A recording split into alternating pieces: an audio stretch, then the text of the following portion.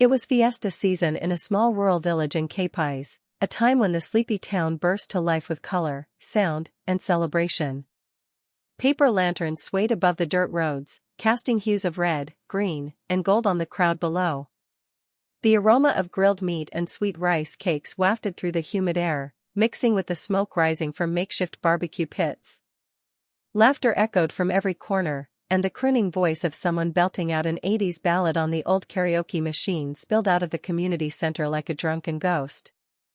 Everyone was there, young children running around with sparklers, elders sitting on plastic chairs sharing stories over beer, and couples holding hands under the dim glow of festive lights. In the middle of it all was Liza, a girl most villagers barely knew. She was 16, slender, with deep brown eyes and long, unkempt hair that she always tucked behind her ears. Reserved and quiet, Liza rarely left the confines of their modest nipa hut at the edge of the forest. Rumors had floated around the village about her family, strange dreams, whispers in the night, odd behavior from her mother, but no one dared to ask questions. That night was different. Her mother, after much pleading, allowed her to join her cousins for the fiesta. Dressed in a simple blue dress and rubber sandals, Liza stayed close to her older cousin Mia, who guided her through the crowd like a protective sister. For a while, Liza smiled. She ate sticky banana Q, watched firecrackers light up the night sky, and even laughed softly at her cousin's off-key singing. But every so often, her eyes drifted away from the crowd and into the darkness beyond the village lights. She felt it, a presence. From the edge of the celebration, in the shadows just beyond the reach of lantern light, something was watching her. It was not just the sensation of being observed, but a cold, sinking weight in her stomach, like ice melting through her bones.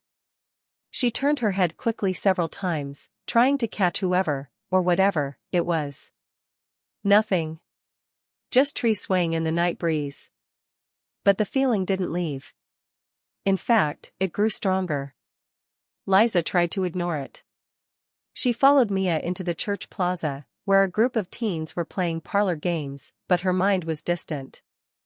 A flicker of movement caught her eye, a dark silhouette by the old bolete tree near the path that led to her home. She froze. The figure didn't move. It stood unnaturally still, tall and gaunt, almost blending with the darkness. She blinked, and it was gone. Her heartbeat quickened. "Liza? You okay?" Mia asked, noticing the look on her cousin's face. Liza forced a nod. "Yeah. I just thought I saw someone." She didn't know it yet, but that night would mark the beginning of something terrible. Something ancient. And it had already chosen her. As the fiesta reached its peak, the crowd became livelier. People danced barefoot on the dusty road, the rhythm of tinkling claps blending with loud laughter and cheerful screams. The scent of smoke and grilled pork grew stronger, mingling with the distant sound of fireworks echoing over the rice fields. But while everyone basked in celebration, Liza stood quietly near the side of the road, clutching a small plastic cup of juice in her trembling hands. Her eyes wandered to the far end of the street, toward the small chapel where a flickering streetlight bathed the area in a pale yellow glow. That's when she saw him. A tall man dressed in all black. He stood unnaturally still, like a shadow that had forgotten how to move. His face was half hidden beneath a wide-brimmed hat, but what unnerved Liza was not what she could see, it was what she felt. He was staring directly at her. She couldn't look away. His presence was suffocating, silent yet loud in her mind, like a scream muffled underwater. She didn't recognize him. He wasn't from their village. And unlike the others, he wasn't drinking, eating, or talking. He wasn't even pretending to belong. He just stood there, watching her. Liza blinked, hoping he'd be gone when she opened her eyes. But he was still there. Unmoving. A chill ran down her spine. She looked away quickly, forcing herself to breathe. Her heart pounded as she shook her head, trying to clear her thoughts. It's just a stranger, she told herself. Maybe someone from a nearby barangay. But even as she rejoined her cousins, smiling weakly and nodding at their jokes, her skin prickled with the same dreadful feeling she had earlier. Like cold fingers crawling along her back. Like unseen eyes still glued to her. She turned slightly, glancing over her shoulder. The man was gone. There was no sign of him near the chapel or anywhere else. But instead of relief, panic began to creep in. Her mind raced with thoughts she couldn't explain. Why was he there? Why did he stare only at her? They walked toward the food stalls again, but the colors seemed dimmer now, the music distant and muffled. Every time someone brushed against her shoulder, she flinched.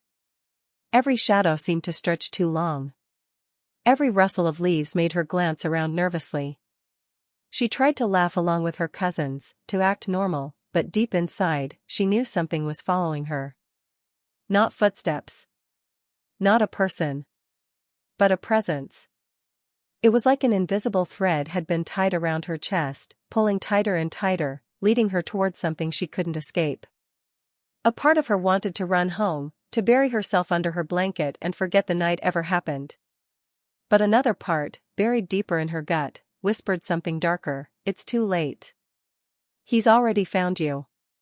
By midnight, the energy of the fiesta began to fade. The loud music was replaced by slow ballads, and many of the older folks had already gone home. Children were fast asleep on woven mats and plastic benches near the makeshift stage, their cheeks sticky with candy and their dreams drifting with the echo of laughter.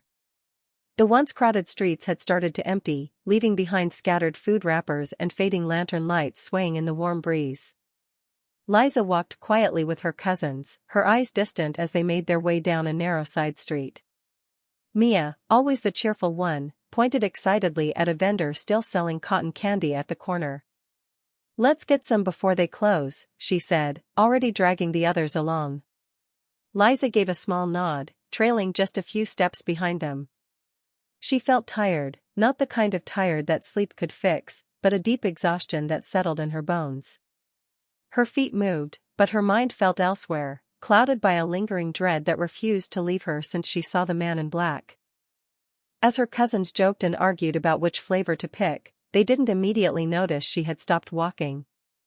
When they turned around, Liza was gone. At first, they thought she had simply lagged behind, maybe tying her shoelace or stopping to check something on the ground. "Liza?" Mia called out with a light tone, glancing back down the road. No response. "Liza, come on. We're getting the pink one for you." Still nothing. Now concerned, the cousins walked back the way they came, scanning both sides of the narrow street. There were no signs of her, no movement, no footsteps, no sound. It was eerily quiet. Even the crickets seemed to have stopped chirping. Panic slowly crept into Mia's voice. Maybe she went back to the plaza? Or to the bathroom, she said, more to convince herself than anyone else. They split up, checking the nearby stalls, the small chapel, the empty benches, even the dark alleyways that led to the backyards of nearby houses. Still no sign of her. "Mia, this is weird," one of the cousins whispered. "She was just behind us." "I know. I don't understand," Mia said, her voice cracking. "She was right there. I swear." They asked a few people who were still awake if they had seen a girl in a blue dress. Everyone shook their heads. No one had seen her. No one had heard a scream. No one remembered anything unusual. It was as if Liza had vanished into thin air.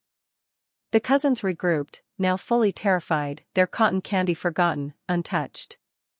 One of them wanted to run home and wake Liza's mother. Another was already crying. But Mia stood frozen in the middle of the road, her eyes fixed on the narrow path that led toward the old forest trail near the chapel. A strange feeling came over her. She didn't know why, but her heart whispered something she couldn't ignore. That's where Liza went. And something took her. Mia and the others sprinted home, their breaths shallow and their hearts pounding in their chests. Bursting through the front door of the small nipa hut, they called out in unison, panic thick in their voices. "Tita! It's Liza! She's gone!" Liza's mother, who had been dozing lightly near an oil lamp, jolted awake. Her eyes, already heavy with worry from earlier, widened in terror. "What do you mean she's gone?" she asked, voice trembling. "We were just buying cotton candy," Mia said, nearly in tears. "She was right behind us, then suddenly she wasn't. We looked everywhere, we swear." Within minutes, the news had spread across the village like wildfire. The elders were alerted, and a handful of village watchmen, armed with flashlights, bolos, and whistles, assembled quickly to organize a search party. Though only an hour had passed since Liza disappeared, a heavy silence had settled over the village, replacing the joy of the earlier festivities with fear and confusion. "She's a good girl," one of the elders muttered as they prepared to search. "She wouldn't just run off." The first place they checked was the road where she vanished. They split into small groups, combing the surrounding area, the side streets, the chapel steps, the empty stalls. Some searched the nearby rice paddies with flashlights, their beams slicing through the dark like swords. Others went behind the stage, toward the wooded area where trees grew wild and the ground turned uneven. That's where they found it. Near a patch of tangled brush, one of the watchmen knelt down and picked something up from the grass.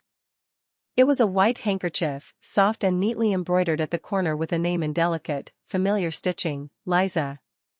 "It's hers," Mia whispered when she saw it. "She always keeps that in her pocket." The cloth was cold and damp, as if it had been left in the ground for hours. But stranger still was the odor that clung to it, a thick, musky scent, like rotting leaves mixed with metal and sulfur. Several of the searchers instinctively recoiled. Then someone pointed at the ground. "Footprints," a voice said. They all leaned closer, shining their lights on the soft, muddy earth. There were footprints, but not the kind anyone had seen before. They were long and thin, with oddly shaped toes that bent at strange angles, almost like claws. The prints weaved back and forth, circling near the handkerchief before vanishing deeper into the woods. These aren't human," one of the men muttered, his face pale. "No animal makes tracks like that either," said another. "Not here." The air grew colder, and the wind began to rustle the trees with a mournful howl. Somewhere in the distance, a dog began to bark wildly, followed by another. The village lights flickered briefly. Liza's mother clutched the handkerchief to her chest, her eyes glassy with fear. "Something took her," she whispered. "Something not from here," and in that moment, everyone knew, this wasn't just a missing person. It was something far worse. Morning came heavy with unease. The sun rose slowly over the village of Capais, but its light brought no warmth, only the cruel clarity of a night unanswered. The celebration grounds were quiet now, streamers fluttered lifelessly in the breeze, the scent of burnt charcoal lingered, and half-eaten food lay abandoned on the tables. But no one talked about the fiesta anymore. They talked about Liza. Where had she gone? Who, or what, had taken her? As search parties returned with nothing but silence and strange footprints burned into their memories, people began locking their doors early, whispering prayers under their breath. And then, just before noon, a stranger appeared at the edge of the plaza. An old man, hunched with age but steady in his steps, walked slowly into the village. No one had called for him. No one had sent word. But those who recognized him fell silent. It was Mang Isco, a manutbilong, a traditional healer from a mountain village known not just for curing illnesses, but for sensing things others could not. He didn't greet anyone. He didn't ask questions. He simply stood at the center of the plaza, eyes half closed, his palm held out as if feeling the air. The villagers gathered around, waiting, watching. After a long, tense moment, he opened his eyes and spoke, his voice low and certain. "This wasn't an ordinary disappearance," he said. "Something marked the girl. Long before last night." Liza's mother gasped softly, her hands tightening around the now-dried handkerchief they had found. Mang Isco continued. "There's an old tale, one that most of you have forgotten, or chose to forget. Every fiesta season, when the village celebrates and the gates between worlds are weakest, a creature walks among us. Not a ghost. Not a spirit." He paused, eyes sweeping over the crowd. "And a swaying." A murmur spread through the villagers. Some scoffed under their breath. Others looked around nervously, as if afraid the creature might still be watching. "The Aswang does not always fly in the night or hide in trees," he said. "Sometimes it takes the form of a man. Dresses like us. Talks like us. Walks among the crowd." He turned toward the direction of the chapel, where Liza had last been seen. "And every year, during a celebration, it chooses one girl. Not the loud or boastful ones. No. It chooses someone quiet, kind, unnoticed. A girl like Liza."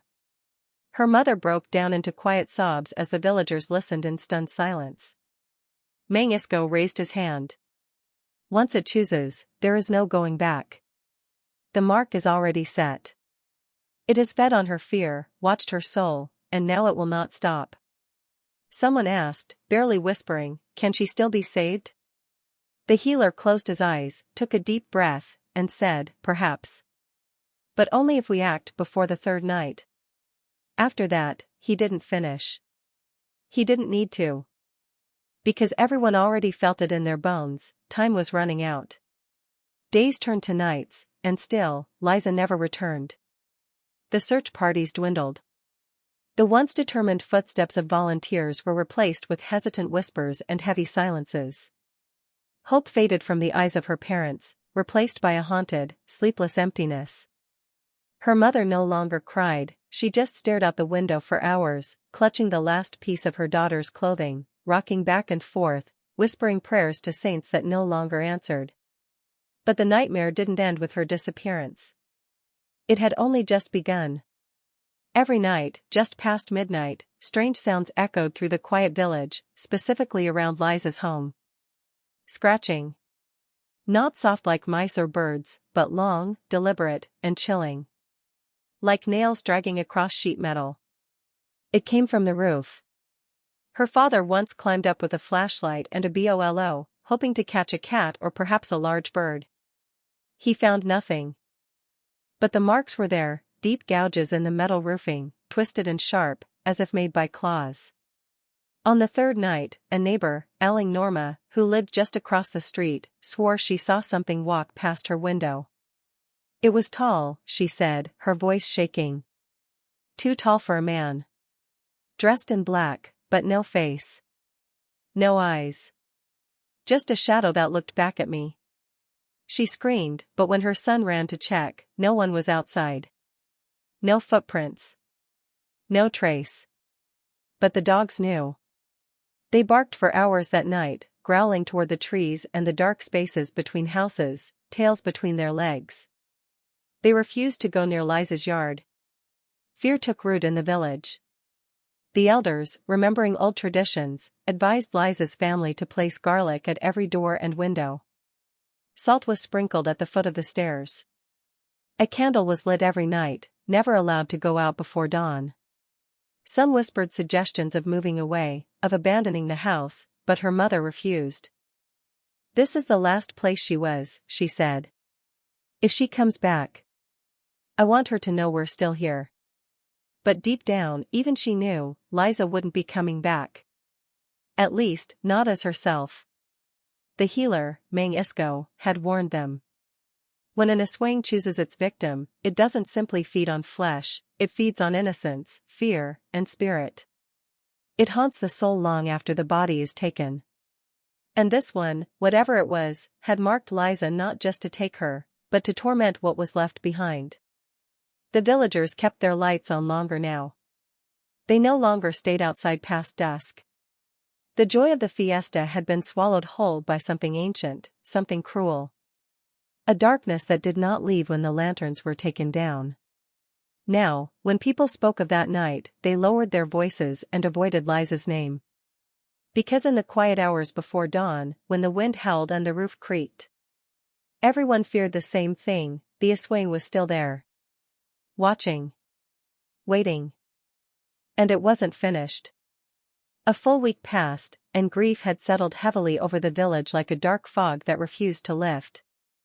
The colorful decorations were long gone, the music silenced, and laughter replaced by hushed conversations. Even the children no longer played past sunset.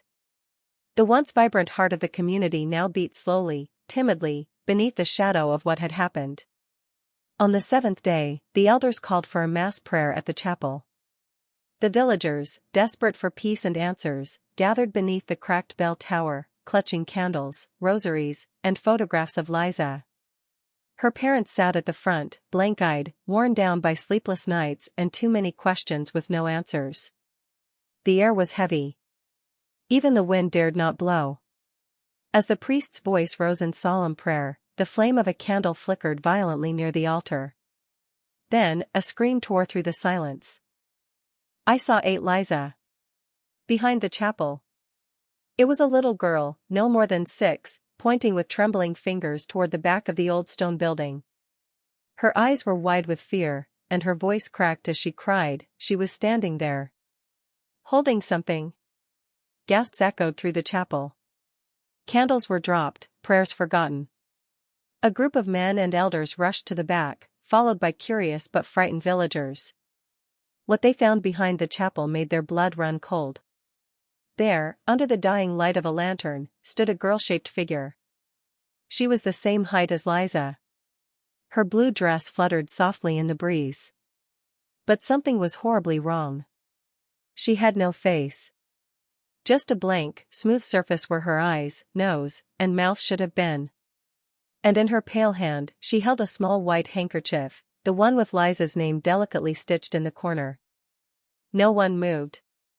No one spoke. Even the bravest of the elders stood frozen. Then, as they took a single step closer, the figure suddenly dissolved, vanishing into a trail of thin, gray smoke that drifted into the sky like a dying sigh. The handkerchief dropped to the ground.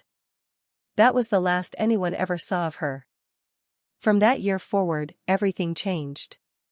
The fiesta was no longer a time of joy. Instead, it became a time of anxiety, of dread. Each year, one girl, always quiet, kind, and barely noticed, would go missing during the celebration. Sometimes they vanished in a crowd. Sometimes during a walk home. But they were always gone without a trace. Now, the elders pass on a chilling warning to every daughter: if someone stares at you too long, and you don't know them, don't smile. Don't speak. And never, ever, look back. Because they might not be human. What would you do if one of your friends disappeared like Liza did, without a single trace, during a night meant for joy? Would you search? Would you pray? Or would you wonder if they had been marked long before that night? And if you heard scratching on your roof tonight, would you dare look up?